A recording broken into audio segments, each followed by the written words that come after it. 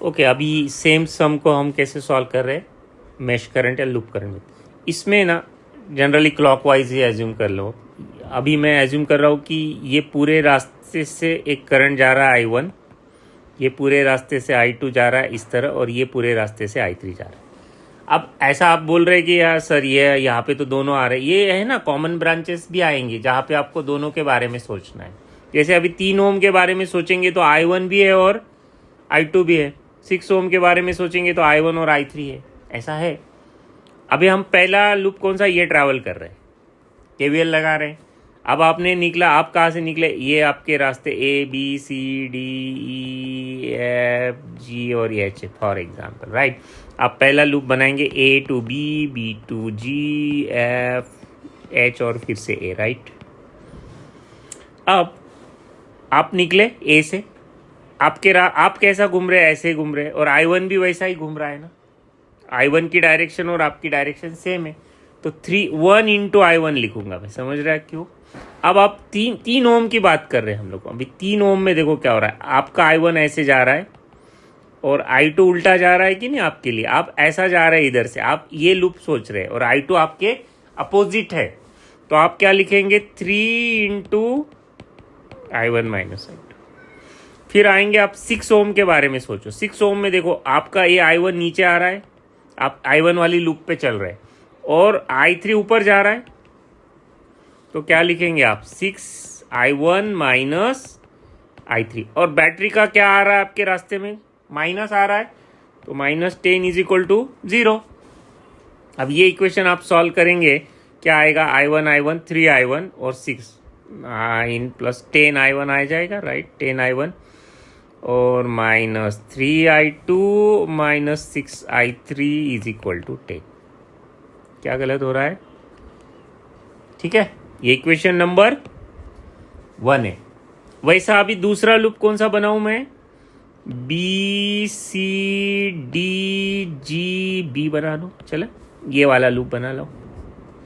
अब ये में आप किसके साथ चल रहे, देखो आप ऐसा घूम रहे, I2 भी देखो वैसा ही घूम रहा है, आपने I2 ऐसा एज्यूम किया रेड, तो पहले 2 ओम में कौन है, सिर्फ I2 है, तो 2 इंटू I2 प्लस 5 में भी I2 है, और आप और I2 एक ही डायरेक्शन में, प्लस 5I2। आप बैटरी का कौन सा टर्मिनल आया, देखो प्लस आया आपके रास्ते में घूमते घूमते, +5।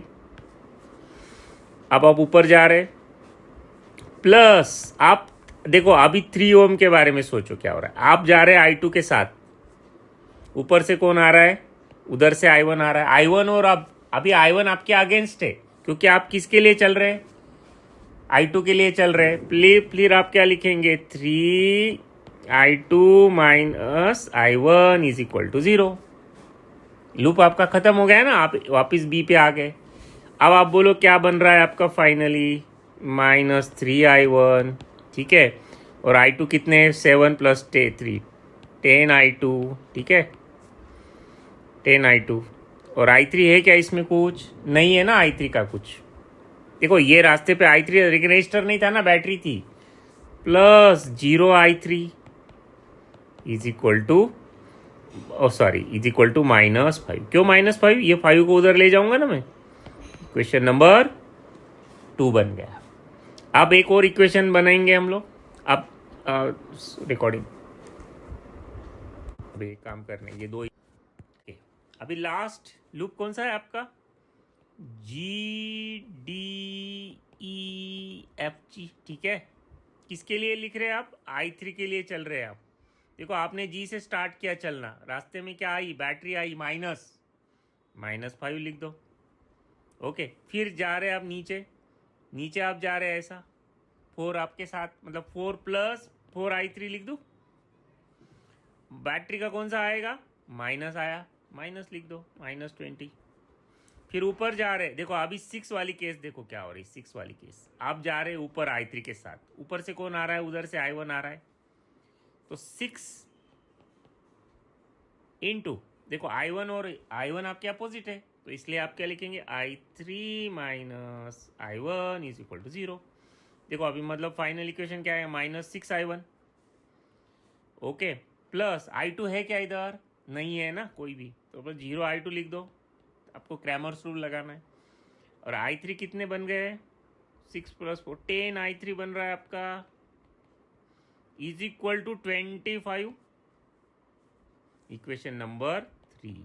चलो अभी कैलसी पे आप तीनों इक्वेशन सॉल्व करो और I1 I2 I3 के आंसर मुझे बोल दो, फिर हम बाकी का देख। ओके, अभी आपके पास ये तीनों आंसर आ गए, I1 I2 I3। मान लो आपको किसी जगह से करंट पूछा होता, मान लो आपको पूछा है 5 ओम से कितना करंट, अरे 5 ओम से तो I2 जा रहा है, खत्म।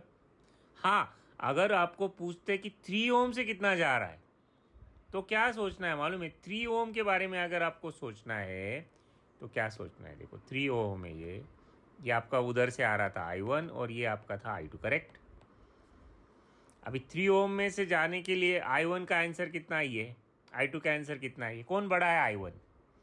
तो आप लिखेंगे फाइनली I1 माइनस I2, बड़े में से छोटे को माइनस करेंगे, क्योंकि देखो दोनों अपोजिट है ना, I1 नीचे और I2, तो सब्ट्रैक्शन तो होना है, बट सब्ट्रैक्शन किसका किससे करेंगे? बड़े से छोटे को सब्ट्रैक्ट करेंगे। तो 4.27 वॉट एवर माइनस 0.78, जो भी आंसर आएगा that will be current through 3 ओम, और उसका डायरेक्शन क्या आएगा? किसका? I1 का, नीचे ऊपर से नीचे, क्योंकि I1 बड़ा है। वॉट एवर जो भी आंसर आएगा।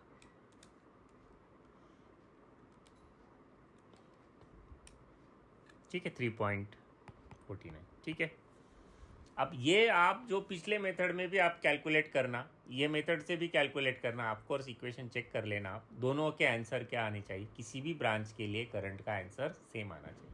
अभी लास्ट मेथड कौन सा है? Nodal analysis. ठीक है, कल हम नोडल एनालिसिस